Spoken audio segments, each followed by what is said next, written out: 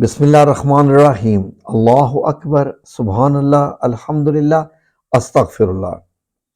ناظرین، آپ لوگوں کے لیے میں ایک یہ ایسی ویڈیو لایا ہوں کہ اس ویڈیو کے دیکھنے کے بعد یقیناً آپ کے خیالات جو کھجور کے متعلق پہلے تھے آج سے بدل جائیں گے یقیناً، اس لیے کہ یہ تمام انفارمیشن جب میں نہیں جانتا تھا تو یقین کریں کہ میں کھجور کو ایک عام پھل ہی سمجھتا تھا، جیسے اور قسم کے پھل ہیں جن میں بیج ہوتا ہے۔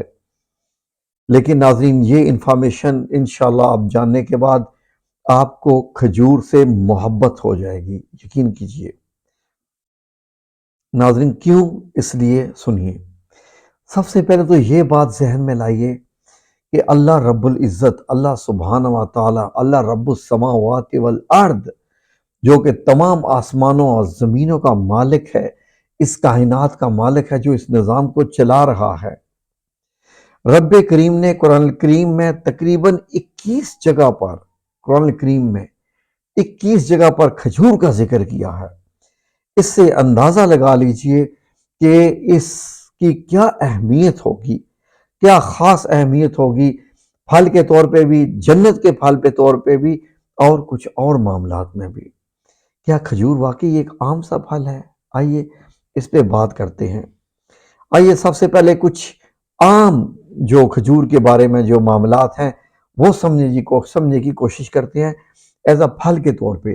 اس کے بعد بات کریں گے ناظرین ہم اس موضوع پہ کہ جیسے عام انسانوں اور مومنین میں فرق ہوتا ہے۔ عام انسان جو ایمان لاتا ہے، اسلام قبول کرتا ہے، اس کا اور معاملہ ہے، لیکن وہ عام انسان جب اسلام لا کے کلمہ پڑھ کے اور اس کے بعد وہ مومن بن جاتا ہے تو اس کا معاملہ اور ہے۔ اسی طریقے سے پھلوں میں، درختوں میں، ان تمام میں ایک ایسا پھل، ایک ایسا درخت جس سے مومن درخت سے تشبیہ دی جاتی ہے، کھجور کا درخت۔ کیا وجہ ہے؟ سنیے ذرا، یہ مومن درخت کیسے ہے؟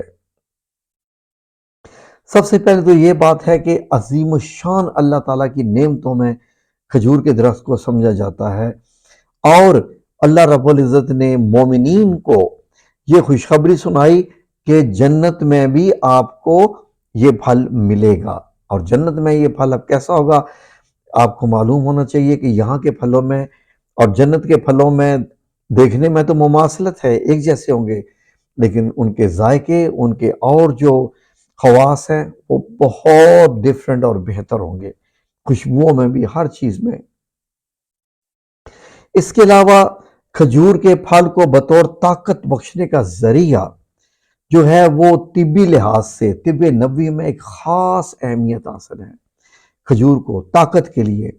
جس طریقے سے یورپ، امریکہ، کینیڈا وغیرہ میں لوگ استعمال کرتے ہیں، کیپسولز وغیرہ، ٹیبلٹس یوز کرتے ہیں، جن کو ملٹی منرل اور اس قسم کی جو ہوتی ہیں طاقت کے لیے وہ استعمال کرتے ہیں۔ یقین کیجئے ایک کھجور سمجھ لیجئے کہ خزانہ ہے طاقت کا، اور وہ بھی آرگینک، اور وہ بھی اس کے سائیڈ افیکٹ نہیں، اور کھانا بھی ثواب۔ آگے سنتے جائیے۔ کھجور کے درخت کو کلمہ توحید سے مثال دی گئی، بتاتا ہوں ابھی آگے۔ اس کی گٹھلی کے اجزاء تک کا ذکر قرآن کریم میں کر دیا، کھجور کی گٹھلی کے بھی اجزاء۔ اس سے اندازہ کیجئے ناظرین، یہ اللہ تعالیٰ کی ٹاپ کلاس نعمتیں، ویسے تو ہر چیز ہی اللہ کی نعمت ہے، اس میں کھجور کا جو ہے وہ ایک خاص ذکر کیا گیا ہے۔ اللہ رب العزت نے سورہ النحل، جو کہ شہد کی مکھی کے نام پہ ہے، اس کی ایک آیت کا میں آپ کے لیے ایک ترجمہ پیش کرتا ہوں، غور کیجئے۔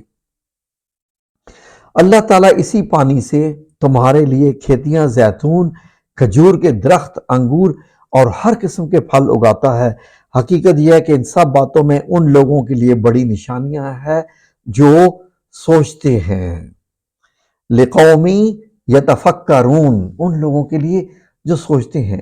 آئیے ذرا اپنے آپ کو اس لسٹ میں لے کے آئیں کہ جو ہم سوچتے ہیں، آئیے اس کے بارے میں آپ سوچتے ہیں اور آپ کو بتاتے ہیں۔ نمبر ایک دیکھیے، کھجور تو جنت کی نعمت ہوگی، اس لیے کہ سورہ رحمان میں 55 نمبر جو سورہ رحمان میں اس میں جو ہے ایک آیت کا ذکر ہے، فیہما فاکہۃ ونخل ورمان، کہ اس میں جو ہے بتایا گیا ہے کہ جنت میں آپ کو پھل کس کس کے ملیں گے، نخلوں کھجوروں کے، اور رومان اور انار کے بھی ملیں گے۔ ویسے ناظرین، جو کھجور کی طبی خاصیت ہے، یعنی میڈیکل کے لحاظ سے ایز اے میڈیسن کھجور، اس کے بارے میں یقین کیجئے کہ ناظرین ایسا ہے کہ ناظرین اس میں اور کیا کیا ہے کھجور میں۔ جو بات یہ کی گئی ہے کہ کلمہ توحید کی مثال جو دی گئی ہے، ناظرین اس سے اندازہ لیجئے کہ کیا فرمایا گیا اللہ رب العزت نے۔ اندازہ کریں، سورہ ابراہیم کی آیات 24 سے 26 کا ترجمہ میں آپ کی خدمت میں پیش کر رہا ہوں۔ سورہ ابراہیم 24 سے 26 آیات ورڈ ٹو ورڈ بتانے لگا ہوں۔ کیا آپ نے نہیں دیکھا کہ اللہ نے کیسی مثال بیان فرمائی؟ وہ مثال کلمہ طیبہ کی ہے جو شجرہ طیبہ کی طرح ہے۔ شجرہ یعنی طیبہ درخت کی طرح ہے، اس کی جڑ مضبوط ہے، اس کی شاخیں بلندی میں ہیں، اور وہ اپنے رب کے حکم سے ہر وقت پھل دیتا ہے، اپنے رب کے حکم سے ہر وقت پھل دیتا ہے۔ اور اللہ لوگوں کے لیے مثالیں بیان کرتا ہے تاکہ وہ نصیحت حاصل کریں۔ اور کلمہ خبیثہ، دیکھیں ایک تو کلمہ طیبہ ہو گیا، کلمہ طیبہ لا الہ الا اللہ محمد رسول اللہ، اور کلمہ خبیثہ یقیناً شیطانیت کے کلمات، کفار کے کلمات۔ کلمہ خبیثہ کی مثال ایسی ہے جیسے خبیث درخت ہو جسے زمین کے اوپر سے اکھاڑ دیا گیا ہو، اس کے لیے ثبات نہیں ہے۔ یہ درخت کون سا ہے یہ جس کے لیے اللہ رب العزت نے جو ہے وہ کلمہ خبیثہ کی مثال دی ہے؟ خبیث درخت کون سا؟ سنیے یہ درخت کون سا ہے۔ اس میں اکثر مفسرین کی رائے یہ ہے جو کلمہ طیبہ کا ہے، جو اچھا والا درخت، وہ تو کھجور کا ہو گیا۔ وہ تو نبی پاک صلی اللہ علیہ وسلم فرما دیا کھجور کا درخت ہر موسم میں کوئی نہ کوئی فائدہ دیتا ہے، اس کا پھل بھی ہوتا ہے، برکت والا ہے، اور اس کے تنے بھی کام آتے ہیں۔ مسجد نبی کو کھجور کے تنوں سے بنایا گیا، اس کے جو تنے ہیں ان سے پلرز بنائے گئے، پتوں سے اس کا چھت بنایا گیا، اور عرب کے علاقے میں کھجوروں سے بہت ہی کام لیا جاتا ہے۔ اس کے علاوہ افطار میں، سحری میں کھجور کو یہ ہے وہ اس کے لیے جو استعمال کا بہت کہا گیا ہے۔ باقی ایک اور درخت ہوتا ہے، ایک اور جڑی بوٹی ہوتی ہے، اس کو شجر خبیث کے طور پہ جانا جاتا ہے۔ ناظرین شجر خبیث مفسرین کی رائے ہے کہ وہ ایک ایسے شجر بیسیکلی جسے ہنزل اس سے مراد دی گئی ہے، جس کا پھل گول گول سا ہوتا ہے اور ککڑی کی طرح ہوتا ہے، چھوٹا سا، انتہائی کڑوا ہوتا ہے، اور اس کی کچھ بھی نہیں ہوتی ہیں، اس کی جڑیں زمین کے ساتھ ساتھ ہی لگی ہوتی ہیں، اکھیڑے اکھڑ جاتی ہے۔ بیسیکلی اس کی بیل جو ہے وہ تربوز سے ملتی جلتی اس کی بیل اور پتے ہوتے ہیں، اور یہ پھل بھی تربوز سے تھوڑا سا ملتا جلتا ہوتا ہے، اور یہ انتہائی کڑوا ہوتا ہے، کوئی اس کی مضبوطی بھی نہیں ہوتی، اس کے فائدے بھی ایسے ہی ہیں۔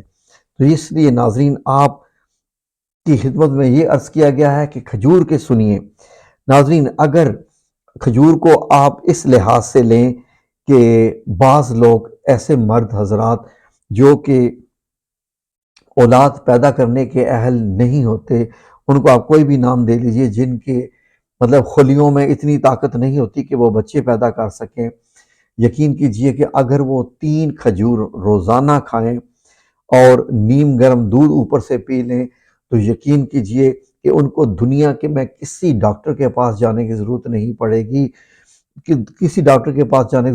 گی، اللہ رب العزت ان کو ایسی شفا عطا فرما دے گا کہ آپ خود اگر کوئی یہ عمل کرے تو حیران ہو جائے، اور ساتھ اگر ذکر کر لے یا سلام یا اللہ 100 دفعہ صبح 100 دفعہ شام کر لے، لیکن 3 کھجور گن کے کھا لے۔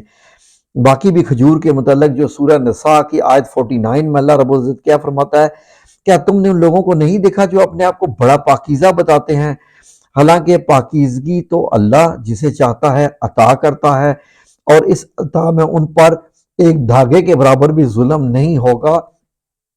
لفظ استعمال کیا گیا فتیلہ، فتیلہ کا لفظ ایک دھاگے کے برابر۔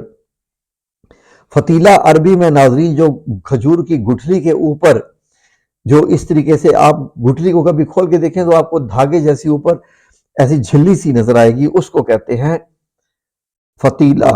ایک اور لفظ استعمال کیا گیا ہے قرآن کریم میں سورہ نساء میں آیت 53 میں، نقیرہ۔ تو ناظرین یہ ہے کہ نقیرہ کا مطلب کیا ہے، جو آیت ہے اس کا ترجمہ سن لیجیے 53 کا۔ تو کیا ان کو کائنات بادشاہی کا کچھ حصہ ملا؟ اگر ایسا ہوتا تو یہ لوگوں کو گٹھلی کے شگاف کے برابر کچھ نہ دیتے۔ کن لوگوں کے متعلق بتا رہا ہے کہ جو گٹھلی کا شگاف ہوتا ہے اس کے مطابق بھی یہ لوگ، یہاں بھی ایک کھجور سے ہی مثال دی گئی ہے۔ ایک قطمیر لفظ ہے جو قرآن کریم میں استعمال کیا گیا ہے، سورہ الفاطر کی آیت نمبر 13 کا ترجمہ قطمیر۔ وہ کیا چیز ہے؟ وہ بھی کھجور کا ایک حصہ ہے، اس کا ترجمہ سنیے۔ وہ رات کو دن میں داخل کرتا ہے اور دن کو رات میں داخل کر دیتا ہے۔ اس نے سورج اور چاند کو کام پہ لگایا ہے، ان میں سے ہر ایک کسی مقررہ میعاد تک اس کے لیے رواں دواں ہے۔ یہ ہے اللہ جو تمہارا پروردگار، ساری بادشاہی اسی کی ہے۔ اس کو چھوڑ کر جن جھوٹے خداؤں کو تم پکارتے ہو وہ کھجور کی گٹھلی کے چھلکے کے برابر بھی اختیار نہیں رکھتے، کھجور کی گٹھلی کی جھلی کے برابر بھی اختیار نہیں رکھتے۔ ناظرین اور کیا کیا بتائیں ناظرین، کھجور سے اگر آپ کوئی انسان کھجور کھا لے تو اس سے یقین کیجئے کہ ناظرین اس کے پورے دن کی توانائی اس کو مل جاتی ہے۔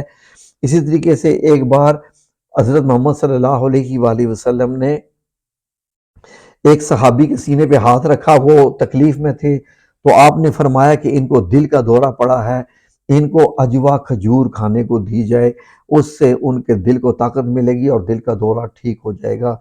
تو نبی پاک صلی اللہ علیہ وآلہ وسلم نے عجوا کھجور کا اس وقت فرمایا تھا۔ تو جن لوگوں کو تکلیف ہے، آپ پاکستان میں عجوا کھجور مل جاتی ہے، آپ اس کھجور کو سب سے بیسٹ میڈیسن کے طور پہ استعمال کر سکتے ہیں دل کے لیے۔ اور دل کے مریضوں کے لیے ایک اور بھی چیز میں نے اپنے چینل پہ بتائی تھی، وہ تھی آپ دہی کا مربع کھائیں، لیکن عجوا کھجور ساتھ اس کے اندازہ رکھیے کہ اور نبی پاک صلی اللہ علیہ وسلم نے کیا فرمایا کہ جس نے 7 عجوا کھجوریں صبح کے وقت استعمال کی اسے دن میں زہر یا جادو بھی نقصان نہیں پہنچا سکتے۔ 7 عجوا کھجوریں صبح کھائیں تو زہر اور جادو بھی آپ پہ اثر نہیں کرے گا۔ کیا بات ہے ناظرین، اس سے اندازہ لگائیے کہ کھجور کیا چیز اللہ نے بنائی ہے۔ کھجور مردوں کے لیے جتنی اہم ہے اتنی ہی عورتوں کے لیے بھی اہم ہے۔ اس لیے ہم لوگوں نے پاکستان میں ویری انفارچونیٹلی کھجور کو صرف رمضان میں بنا لیا ہے کہ روزہ افطار ایک کھجور سے کرو۔ سارا سال استعمال کیجئے، ہر موسم میں اس کو استعمال کیجئے۔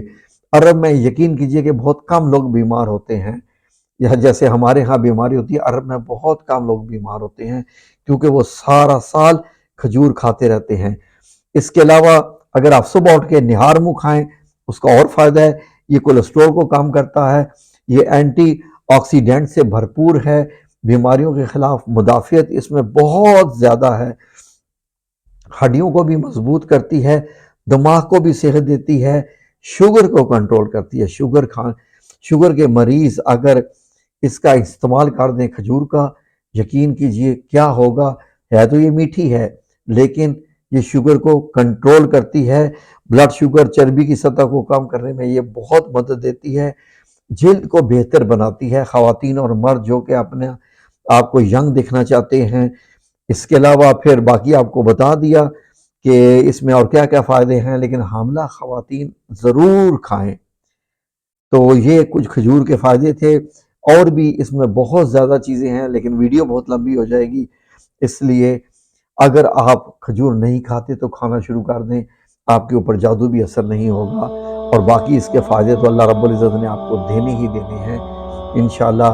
اور جب کھائیں تو یہ بھی دعا کریں کہ یا اللہ تیرے نبی نے صلی اللہ علیہ وسلم نے بھی یہ کھانے کا حکم دیا، صحت کی صحت، سنت کی سنت۔ سبحان اللہ و بحمدہ، سبحان اللہ العظیم۔